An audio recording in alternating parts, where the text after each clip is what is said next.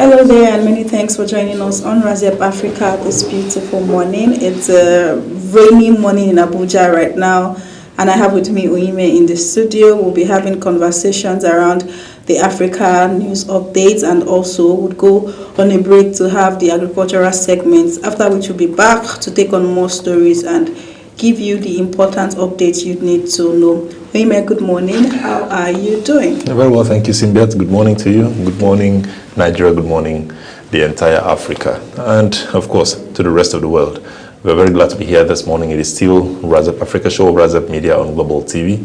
And just like Simbiat has said, we're going to take you around Africa on the news updates, and after which we would also take you into agriculture today, tomorrow. And like I often say, maybe forever, because, of course, we love to keep food on the table. But you know, a whole lot of things has been happening in Nigeria. There's been debunking of some things by the wife of the president, and that being the opening of the city gate. Officially, the city gate had been renovated, and there was commissioning on that was on Thursday, and a whole lot happened within the week, and of course within the weekend. But of course, we're going to take you into discussions today, and after which would allow you to also have your thoughts. You can check us up on our social media handle, Razep Africa, and you will leave your comments in the comment section. We'll always work on them and bring them back to this table. Simbiat, once again, good morning. Let's have the show going. Good morning. Let's start with the African news updates, where we begin in Nigeria, where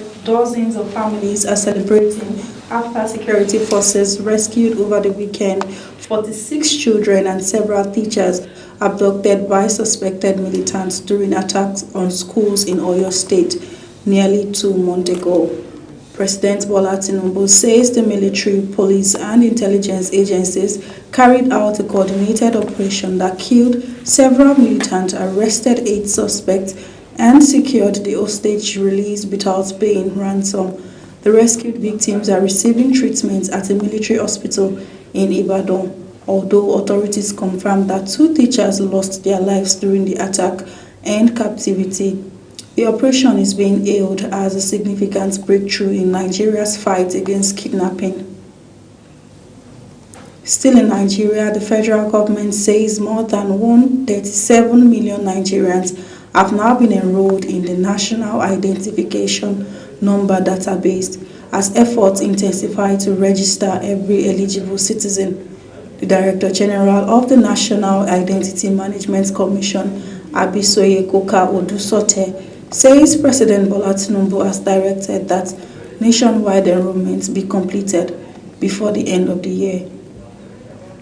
To achieve the target, the Commission has expanded registration beyond local government offices by deploying enrollment teams directly into communities through the World Bank-supported Identity for Development program.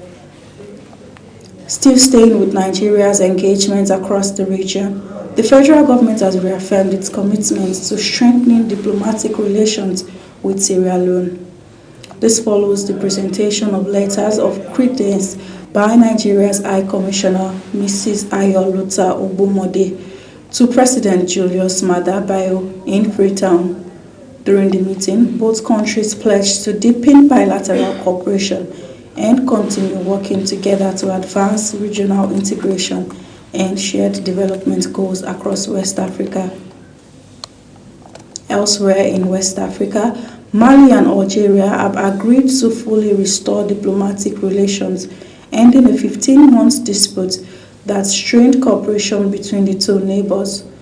Both governments will reopen their airspace to civilian and military flights, and return their ambassadors after months of diplomatic tension sparked by the downing of a Malian military drone in 2025. The breakthrough is expected to improve regional security cooperation as countries in the Sahel continue battling insurgent groups. Moving to South Africa, South Africa says more than 53,000 undocumented foreign nationals have been deported or repatriated since launching its nationwide migration management campaign 5 weeks ago. Authorities say most of those affected are citizens of Malawi, Zimbabwe, and Mozambique. The operation follows weeks of anti-immigration protest, although the United Nations has urged South Africa to uphold the rights and dignity of migrants while addressing public concerns over immigration. Attention now shifts to the Horn of Africa, where Somalia and Egypt have reaffirmed their strategic partnership during talks between their foreign ministers. Both countries pledged to strengthen bilateral cooperation on regional security, while Egypt reiterated its support for Somalia's sovereignty and territorial integrity. Cairo also rejected any attempt to recognize Somaliland as an independent state, describing such a move as a violation of Somalia's unity. And finally, staying in East Africa, Kenya is helping strengthen Africa's response to the worsening Ebola outbreak in the Democratic Republic of Congo. Doctors Without Borders has established a specialized training center outside Nairobi, where healthcare workers are being prepared for deployment to affected communities. The program equips frontline workers with skills in infection control, safe burials, patient care, and community engagement as the outbreak continues to spread across Eastern Congo. And that's it for the African News Update.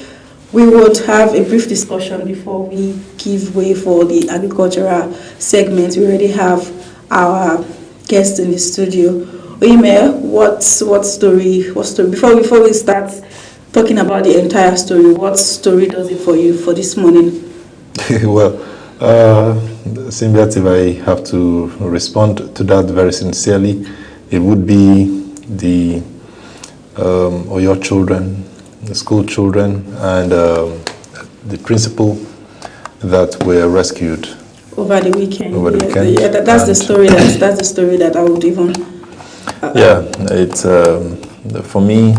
Maybe when we get deeply into the discussion this morning, Simbiat, I will reel out my thoughts and my concerns very well, because yesterday we saw I saw, I don't know if you did, the husband of the principal in church going for a Thanksgiving service to thank God for the return of the wife and, of course, the school children. And again, these built a whole lot of concerns in my heart. First and foremost, the fact that when children leave homes to school, parents more like hand over the entire security and well-being of the children into the hands of the school, and of course headed by the principal in some cases, and maybe in other cases headmasters, head teachers, and call them what you want to. And for a principal to have probably been in school and at the end of the day they were kidnapped, those children were kidnapped. It would have been even worse if maybe the children were kidnapped and the principal was free. She would have had a whole lot of questions to answer. Parents would have, but seeing her being taken alongside the children and finally coming out with them, he called for what the husband did on Sunday, to go say, God, we thank you, But far away from all of those that I've actually, from thanking God, far away from thanking God, I had an even more deeper concern when I heard about the release of these children. And it was first and foremost where the army had to release that video, Over the years, we hear a whole lot of security concerns. And when maybe in the media world, we ask for, some footages to help us. Evidence, evidence to know that. The army, the security agencies, even Dr. Josh is not here today. I would have loved her to be here so that we can discuss this. We'll say that this video is highly classified. So at the point where you said, where they said, let me not say you because you're not security personnel, right. Where they said that your children were released with the principal, and they now added that it was without ransom. First and foremost, why would you even say that it was without ransom. I feel like that clause was necessary because I don't think it was necessary. Many speculations that Nigerian government it is not necessary at any point for you to come out to say without ransom, because for you to have added that clause without ransom means that Nigerians somehow are correct with the fact that over the time some persons that have been released, right, and there's no smoke without fire. Exactly, if you've not you have given ransom. Nobody would come out to even speculate. Exactly. So right. Maybe to some extent would wait a little bit. Maybe this away from the day of the release and today would hear the children will speak, because of course you cannot hold children. So we'll hear some filters from the children, from the principal somehow, because General Rabe was killed. Or he died after being kidnapped, retired General Rabe. And we heard the army say that they went and released. But when the wife recovered and came to speak, she said the kidnappers flee and left them. And that was because a snake bit her husband. Okay, then they shot her before leaving her stranded. Then the army went and brought them back. But when the army had their own release, they said they went to rescue. Well, it could still be tagged rescue, because of course in a thick forest where you would not have anyone come to your aid and the army comes to your aid, it is rescue. But more to it. We hope that the Nigerian army will have... we'll come back to all of this discussion. I really want to have this discussion. So come back after let us just allow Daniel Black to come up. Mr. Daniel Black is already signaling to us, and now we have to go. We'll go on a quick break, and then when we return, of course, we'll bring you all other details from other stories we have. Welcome to Razep Africa, the heartbeat of the continent in one show. Here, we celebrate Africa not as a headline, but as a home full of ideas, courage, flavor, and future. This is where we talk about everything Africa. The politics that shape our nations, the innovations that shift our economies, the culture that colors our lives, the challenges we face with honesty, and the victories we are building one story at a time. On this show, no topic is swept aside. We are unfiltered and we are intentional. We bring you experts from across the continent and the world. Voices that know, voices that live the African experience, voices that are shaping the next chapter of our story. Let your spirit rise. We don't just tell Africa's story, we own it. Join Joy Asonye on Razep Africa, Monday to Friday at 11 a.m. to 12 noon on Global Television.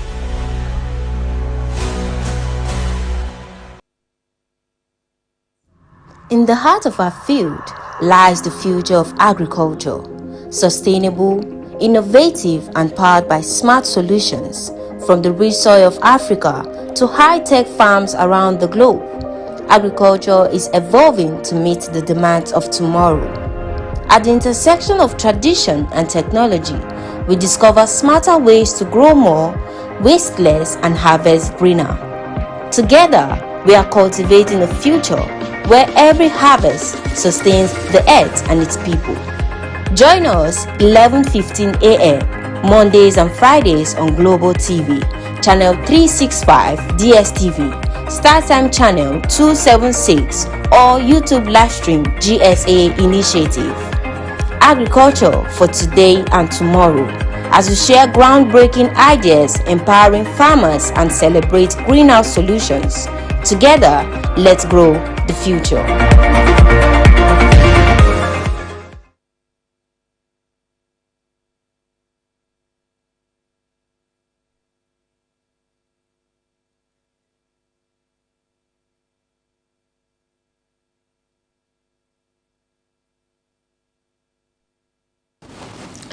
Hello and welcome to today's episode of Agriculture for Today and Tomorrow TV show, where we explore innovative ideas, practical solutions, and transformative conversations shaping the future of agriculture in Nigeria and across Africa. Remember, this TV show is a Media for Agriculture Development project of Growth for Sustainable Agriculture Initiative, GSAI, and it's an NGO that's agri-focused, committed to promoting knowledge, innovation, and partnerships that transform agriculture for today's needs and tomorrow's opportunities.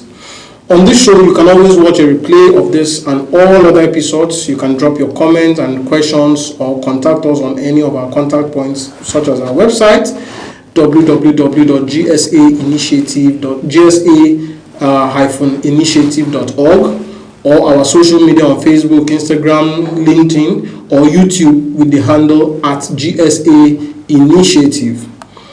I remain your host, Daniel Black, and it's a pleasure to have you join us today. Now, today's discussion focuses on the impact of President Tinubu's agricultural programs on Nigeria's economy. Is there an impact? Is the impact positive or negative? And joining us to have that conversation is Mr. Uche Dominos, CEO of EE Usham Agro Limited and a member of Grassroots Advocacy for Tinubu 2027. Mr. Uche, thank you for joining us. Thank you, Mr. Black. It's a pleasure being with you today. Yes, it's indeed a pleasure. And you know, this topic, when we posted your flyer about this topic, it has already generated a whole lot of buzz. People are asking questions. What kind of impact has there been? So I really hope, and it's going to be a two-part section today and definitely on Friday. So I really hope you will be able to let us know. Since you're a member of the Grassroots Advocacy, it invariably means that you say there's an impact. Yes. So I really hope you'll be able to show the people impact. So let's just dive right in because we don't have much time. So of course, the Tinubu-led government has carried out a whole lot of initiatives since inauguration in, I think that was around 2023. Yes. Right? And so the question here is as simple, and you know, according to them, most of these efforts are aimed at improving food production, expanding access, and all of that. But let me not be the messenger. So, would you, briefly just list out few of these initiatives, agricultural initiatives, and then also can you just let us know what the level of impact has been on the Nigerian economy? All right. Because of the time, I will not list so many. I will just streamline it to maybe just three major things. First is the establishment of the Federal Ministry of Livestock Development. Secondly is what you know as the Belarus project, the agricultural mechanization program of 2,000 tractors, and then what many people don't know, the National Soil Health Scheme. I know you're even surprised of the National Soil Health Scheme. I am not your audience today, so exactly. Please go ahead. So the audience, there are some people who knows. Now, I don't want to talk about the CBN distribution of materials, fertilizers, seeds, and the rest. So these three that I want to focus on. Now, you know that the Federal Ministry of Agriculture is one ministry over the years. Mm-hmm. Back in your university days, you know that agriculture is an entire faculty. So that tells you that having the Ministry of Agriculture to cater for everything agriculture is a lot of burden and a lot of many loopholes was discovered. Now the president saw that there's something that has become a pressing need for the Nigerian people, which is the nomadic system of farming livestock, especially when it comes to cow. Now the president, in his wisdom, now created the Federal Ministry of Livestock Development. Now, if you look at the mandate of the ministry, one of their mandate is to see how they can curtail the issue of the farmer header crisis that led to the large ungoverned space that we have today, that led to certain level of insecurity that the president is dealing with. Let me not go to that since we are in agriculture. Now, that ministry is majorly designed to work in this area, bring a modernized system of livestock farming to avoid the nomadic system, which is as old as mankind itself. Number two, the Belarus project, 2,000 tractors was launched in Niger State sometime last year. Now, the plan of the president was this, and this is what is on ground now. 2,000 tractors has been delivered. We have about 9,000 implements attached to it. We have about 10 combined harvesters. You know what a combined harvester do? Now, the target is to cater to 550,000 hectares integrally connected to 550,000 households. of agriculture, small-scale farming. Yes. I know I don't want us to spend, because we don't have so much time. Yes. So I love these two that you have brought about, the tractor project, the Belarus tractor project. Yeah, the soil one is even the most important. Yeah, okay. Yes, but I want to ask you now, creation of the livestock development, which is one of the programs you have mentioned, the Ministry of Livestock Development as a separate ministry entirely. Yes. Just 3 days ago, there was farmer header crisis in Benue State. Yes. What has been the impact? Have we felt the benefit of that ministry, which now has its own minister, has its own permanent, has a whole lot of budget that has been accrued to it? Yes. Have we felt the impact of that ministry? One of the things you should know is that the ministry is just in its first phase of trying to structure the. How long do we need for the ministry to? No, you don't need too much. You don't need too much. The impact has already been felt. Now, if you go to the local communities where they have all these issues, there have been a lot of grazing reserves that have been reserved in many states, from Kaduna State to Niger State. They have donated, even the state government donated a large hectares of land to be built. Now, irrigation system, water system, all the system that will make the livestock farmers in that location comfortable. How many of these grazing reserves have been active, and how have they been able to ensure that these herders stick to the grazing reserve? Have they even been able to get herders to accept to now remove to grazing reserves without being nomadic, without moving around? The herders themselves don't even like the fact that they move from place to place. Yes, it's because they don't have alternative. Because they didn't know that these things are possible until the president let them know that these things are possible. The herders too want to go to school, some of them want to even to treat their animal. How do the veterinary doctors be able to meet up with them to cater for their health? This is interesting. Yes, so some of the herders want to, the people who are causing this problem are the criminal element who infiltrated that system because they saw it. And it looks like the criminal elements are so much more because, of course, currently in just Plateau State, in Benue State, and most recently in Benue State, just I think barely 2 days ago, there has been crisis and we are having more than over 50 to 100 people losing their lives. A lot of arrests have been done. The governor made a statement in regard to that a few days ago. Now, those people who are actually farmers, who are the actual farmers, are making their way to grazing reserve. Mind you, there's another project that the president is doing with the National Identity Card Management to register 2 million farmers so that they can be able to know how many farmers we have. These bandits don't register in those programs because they know they are not actually farmers. They are hiding under the So now these people will now move to those ranches that are scattered across all the state. And it's the construction and everything. Most of them are. I don't want us to get carried away by this. Yes, and you've mentioned that. I want to give you time because we are short of time. I also want you to talk about the soil health. Thank you. Very powerful. Now, if you remember, those of us who are farmers, in those days, I remember in my early days in the university, there's what they call mandate crops per locations. We know of the groundnut pyramid and all that. Let me not go to history.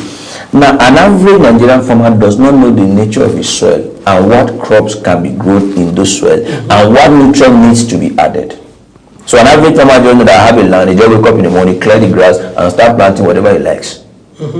Now, the National Soil Health Scheme is to be able to take a sample of all the 774 local government. They will tell the nature of the soil. It's in partnership with IITA, it's in partnership with Melinda and Bill Foundation, in so many foreign organizations and partner agencies to know the soil samples and the soil type of every location across the country. Now that will help to know which type of fertilizer is used in which type of soil and in which location. An average farmer knows that, okay, I have NPK fertilizer, I have urea, I have this and that. They just plant. They don't know what exactly their soil needs. They don't know what exactly is enough in their soil already that don't need to be added again. Now, this soil test will help them to be able to identify what exactly the nutrient they require to give them the maximum production and less cost of input. Yes, thank you for breaking that down. I'm going to, while I'm a farmer, and yes, I may understand the benefits of some of these initiatives you mentioned, but I want to now talk for our audience,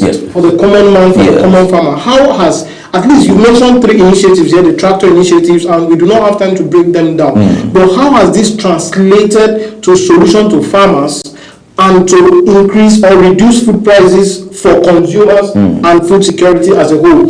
How many farmers are able to actually continue farming productively? How many people are now able to afford food from this initiative? Has there been a direct translation, or we need to continue waiting? As of today, a mudu of maize is 215 naira. Go to beans market somewhere in Maraba. A mudu of maize It's 250 naira. We can't throw these figures at people. It's 250 naira. What is the purchasing power of the person? This so-called 250 naira. What is the how many people are able to afford it that can actually cater for their family? So we shouldn't when I say how many Nigerians can buy a bag of rice to feed their family? How much is the bag of rice today? Sustainably. How much is the bag of rice today? How many can afford it? At least Remember on the average it is not less than. Remember what I told you that I don't want to mention all. There was a national release of grains from the National Grain Reserve by the president. Yes. Now, if a mudu of maize is 250 naira, an average Nigeria can afford 250 naira. From where? Even if you are a farmer or you are a petty trader, you should be able to get 250 naira to buy a mudu. I see why the president's wife has said we should go into a car. No, the president's wife's statement was quoted as a misconception. She was just trying to tell you that the empowerment they are doing for these women is not a loan, it's a grant that can make them do even a minimal small scale business within their community. She didn't literally mean that everybody should go and start selling maize and akara. No, if all of us sell maize and akara, who will buy it? So she was just trying to give you an example that this money can even support somebody who wants to go into maybe akara frying or something. She didn't say that, okay, we should. So, but because the media just want to, we're in a social media generation, they just cut that part of the statement that I heard akara had made. And then they didn't get the whole story. We will be right. Thank you for that. As an agripreneur, someone in the agricultural sector, could you speak directly to the president if you had the opportunity?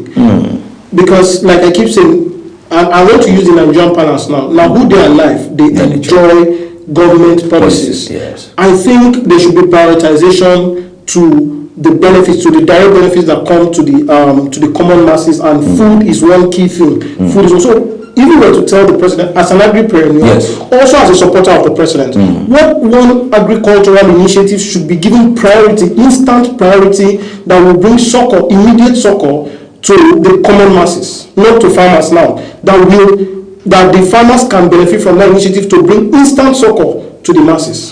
Now, when you mean instant succor, it sounds like you want them to just cook the meal and just give them immediately to eat. I want Nigerians to be able to afford a bag of rice, to be able to afford gari, to be able to afford rice, to be able to afford quality meal and sufficient meal.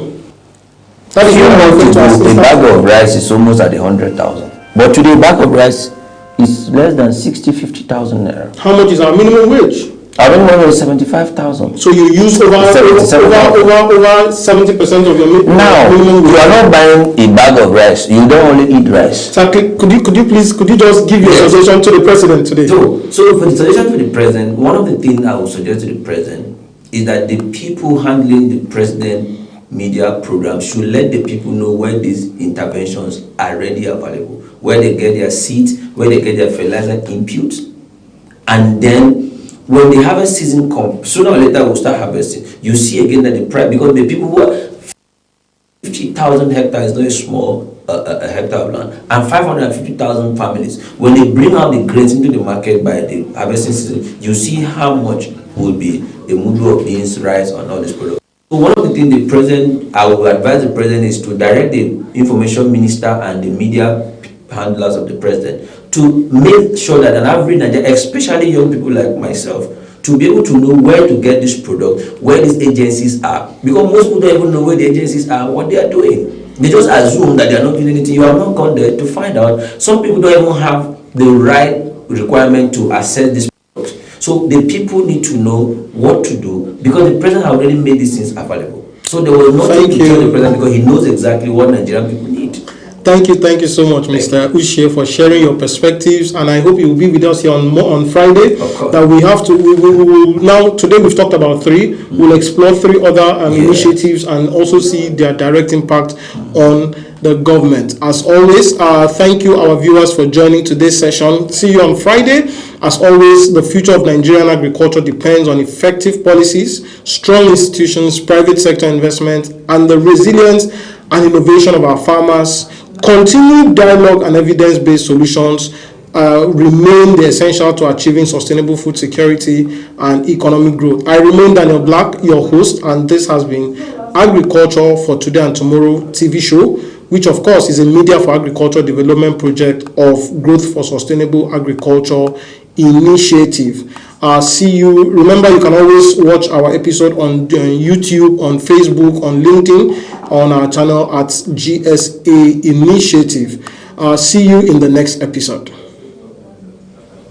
In the heart of our field lies the future of agriculture, sustainable, innovative, and powered by smart solutions from the rich soil of Africa to high-tech farms around the globe. Agriculture is evolving to meet the demands of tomorrow. At the intersection of tradition and technology, we discover smarter ways to grow more, waste less, and harvest greener. Together, we are cultivating a future where every harvest sustains the earth and its people. Join us 11:15 a.m. Mondays and Fridays on Global TV, Channel 365 DSTV, StarTime Channel 276, or YouTube livestream GSA Initiative. Agriculture for today and tomorrow, as we share groundbreaking ideas, empowering farmers, and celebrate greenhouse solutions. Together, let's grow the future.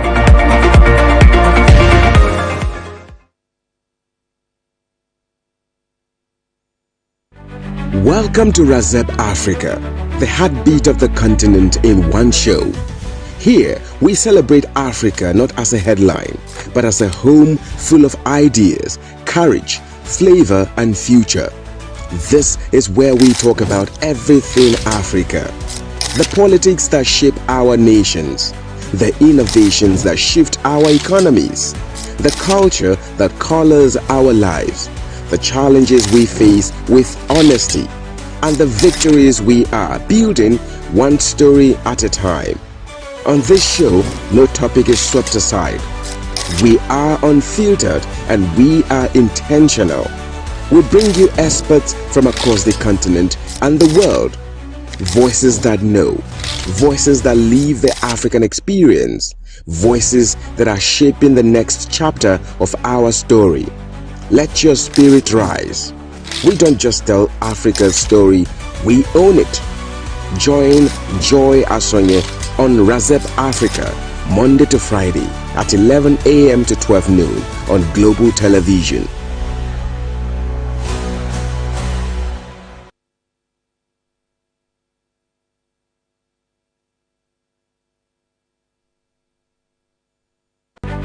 Welcome to Razep Africa, the heartbeat of the continent in one show. Here, we celebrate Africa not as a headline, but as a home full of ideas, courage, flavor, and future. This is where we talk about everything Africa. The politics that shape our nations, the innovations that shift our economies, the culture that colors our lives, the challenges we face with honesty, and the victories we are building one story at a time. On this show, no topic is swept aside. We are unfiltered and we are intentional. We bring you experts from across the continent and the world. Voices that know, voices that live the African experience, voices that are shaping the next chapter of our story. Let your spirit rise. We don't just tell Africa's story, we own it. Join Joy Asonye on Razep Africa, Monday to Friday at 11 a.m. to 12 noon on Global Television.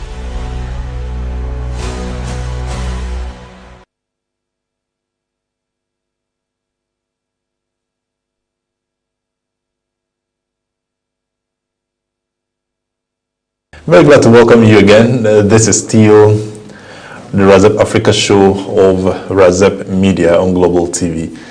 I am Uime Anetia, and still with me here is Simbiat Hamzat. And of course, you know that we had started with some discussion about the African Summit, but we had to go on that quick one to the segment where we had to discuss about agriculture, because agriculture puts food on the table.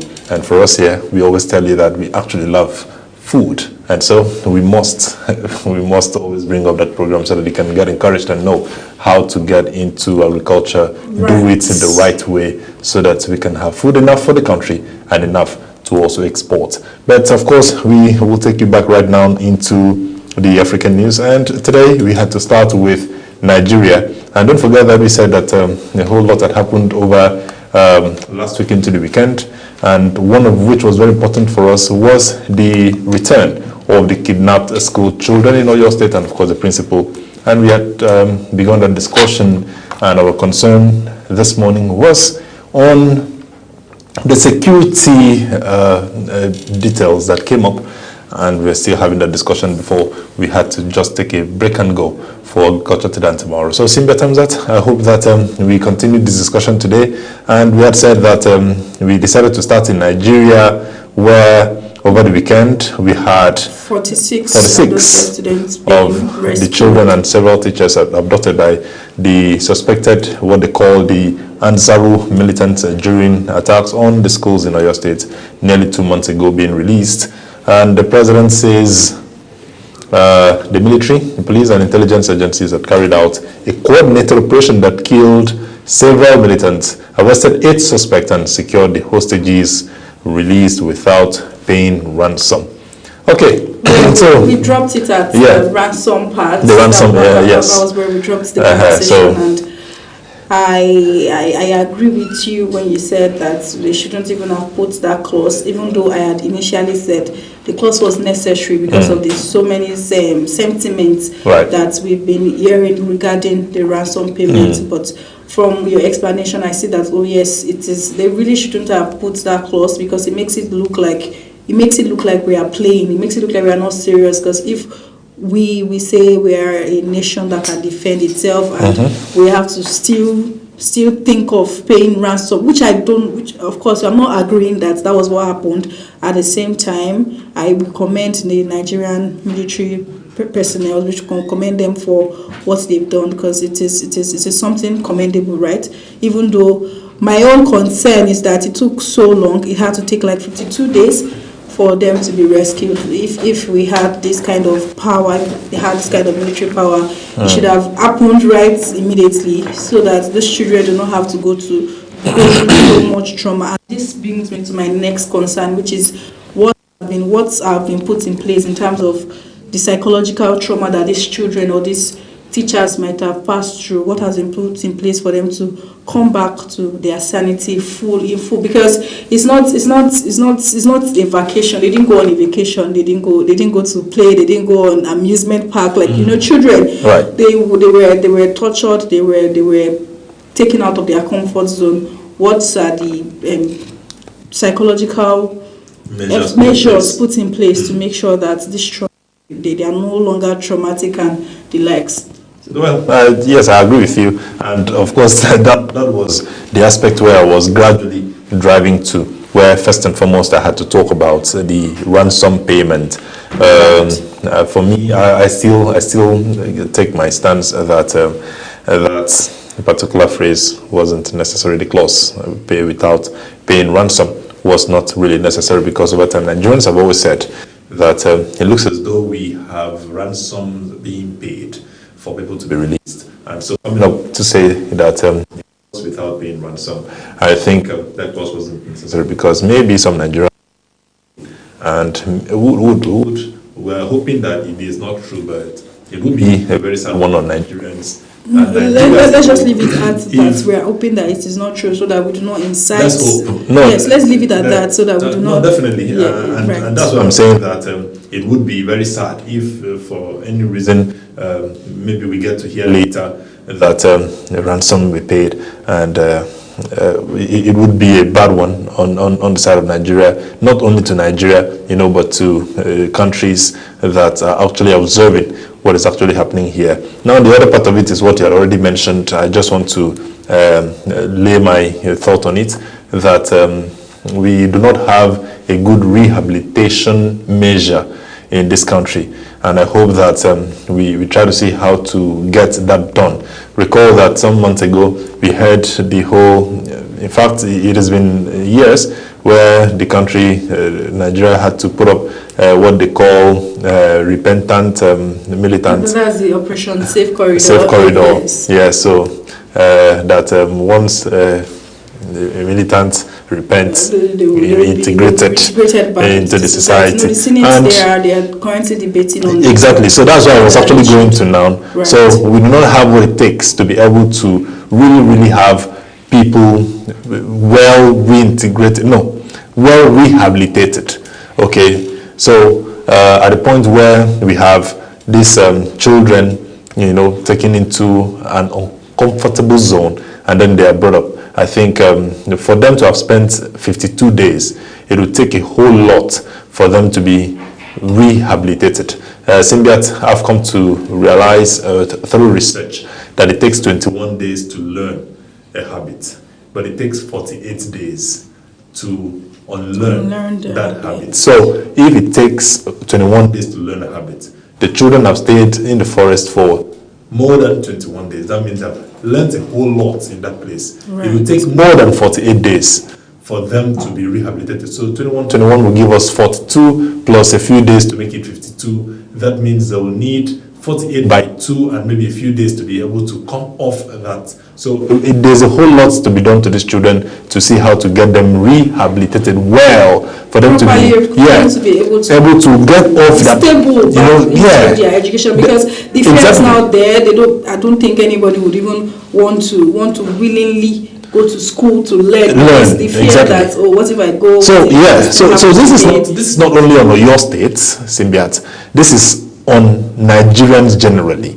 I think I want to also, plead with Nigerians to reduce the rate at which we are still putting up those children and their issues on the social space. Right. Because these children who probably were far away from their parents will now return and they'll be sent to their homes, and some will want to fiddle with their parents' phones and will still go on these messages again on the social space. So I'm thinking that people should reduce so that these children will not have access to those stories anymore.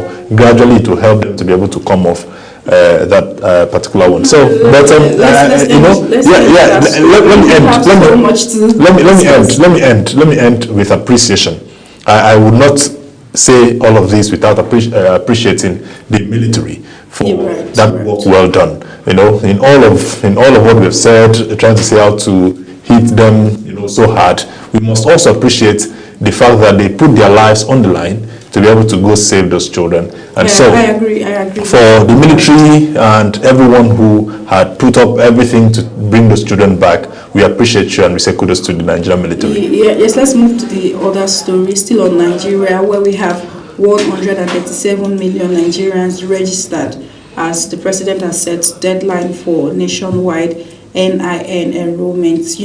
We know that the NIN, that's the National Identification Number, was introduced to provide every Nigerian and legal resident with a unique, verifiable identity. It is managed by the National Identity Management Commission. The system is intended to become the foundation for accessing government and private sector services, including banking, telecommunications, healthcare, education, taxation, and the likes. Now, over the past few years, the federal government has intensified efforts to expand the enrollments by linking the NIN to SIM cards, passports, bank verification numbers, that's the BVN, and a whole other public services. Now, according to the NIMC Director General, that's Abiswe Koka Odusete, she has said that more than 137 million Nigerians have now been enrolled.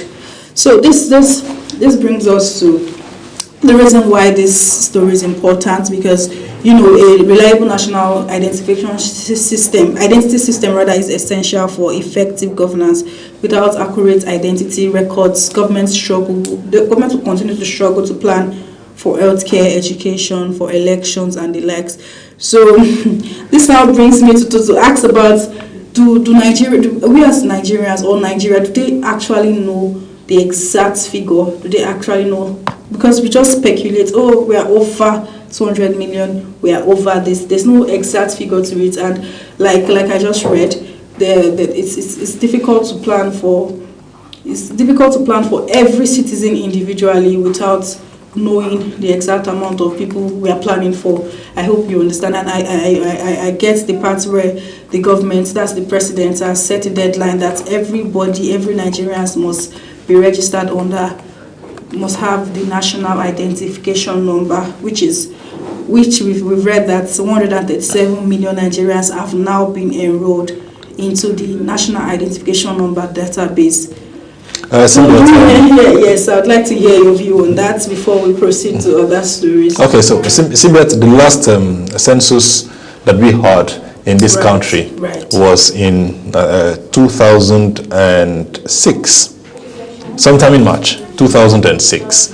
A child that was 20, that's even 20 years. A child that was 6, that was born in 2006. Okay, should have grown old enough to probably have others follow him or her.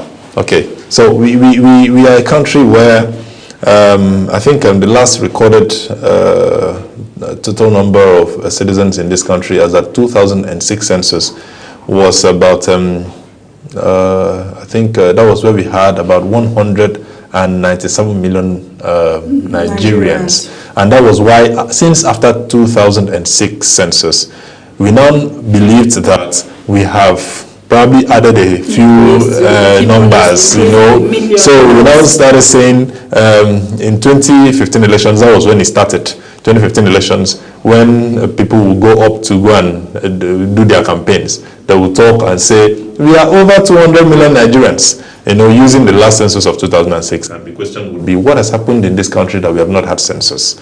Okay, now, today we are talking about over 250 million Nigerians.